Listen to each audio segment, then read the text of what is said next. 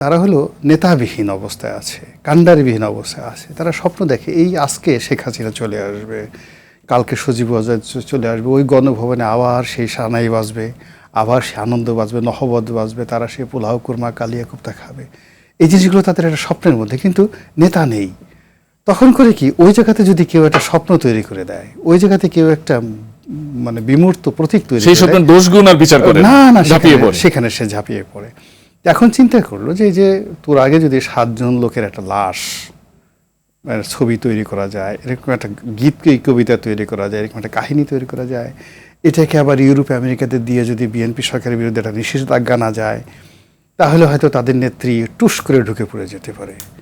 এখন এই যে তার যে স্বপ্ন, এখন আমাদের যে মন মানসিকতার মধ্যে এই স্বপ্নটা অমূলক নয়, সেখান থেকে তাদেরকে আপনি ফেরাতে পারবেন না, এবং এটা আগামীতে আরও বাড়বে। এবং এইটা ফেরানোর জন্য যে বিষয়গুলো দরকার সেটা হলো সংস্কৃতির যে মূল ধারাটা। এখন এটা তো আমরা জামাতের জন্য পারছি না, এখানে জামাতের মাজারেও আপত্তি, ওয়াজেও আপত্তি, তারপরে শেষে ফুটবল খেলা দেখতে গেলে হারাম, নানা রকম ফেতনা ফাসাদ। সামাজিক যোগাযোগ মাধ্যমে কিন্তু জামাত খুব অ্যাক্টিভ। ও মাই গড, আপনি গালি যদি দিতে বলেন, এমন গালি, ও গালি শুনলে আপনার রজুও থাকবে না, নামাজ, মানে যেগুলো তারা নিষেধ করছে, আবার এইটা যে আঁকড়ে ধরছে, এটা তো একটা কন্ট্রাস্ট, সেই জিনিসগুলো আছে। এবং এই যে সামাজিক যে অপতথ্য যা কিছু আছে, এটা জামাতই তো ফার্স্ট এটাকে ওদের বট বাহিনীর মাধ্যমে এটাকে পপুলারাইজ করেছে, ম্যাটারালাইজ করেছে।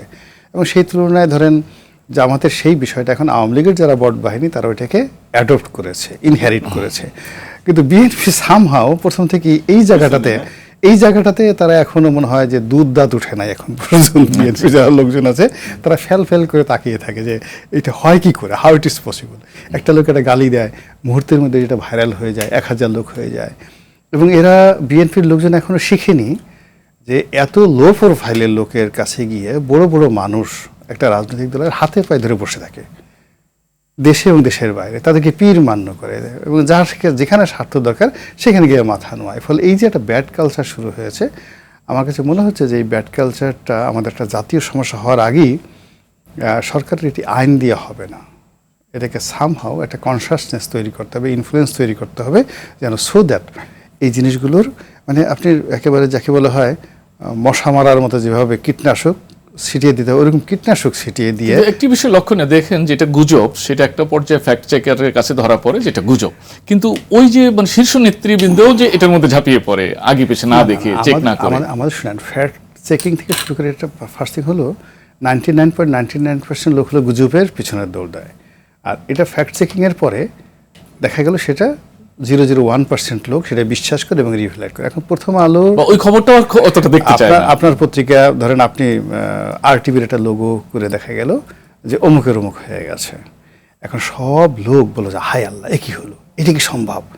হ্যাঁ, আরটিভির অফিসের সামনে 3টে কুকুর মারা গেছে, এখনো প্রধানমন্ত্রী বসে আছে, সে অনেক দূরের কুকুরের সেই উপর অত্যাচার সেইটা সে মানে ব্যবস্থা নিতে চাচ্ছে। আরটিভির অফিসের সামনে 3টে কুকুর মারা গেল, এখনও আছে, মানুষ হাই হাই শুরু করে কারণ বাজারে। কিন্তু 7 দিন পরে আপনি ফ্যাক্ট চেকিং করে বললেন যে এটা এআই নির্মিত মানে ছবি, কিন্তু ওটা মানুষ বিশ্বাস করবে, তার আগে ওইটা ঘটনাগুলো ঘটে যাচ্ছে। দেখুন এটা আমার মনে হয় যে শুধুমাত্র বাংলাদেশ না, সারা দুনিয়াতে এই সমস্যা রয়েছে, স্বয়ং ডোনাল্ড ট্রাম্পের দ্বারা আক্রান্ত।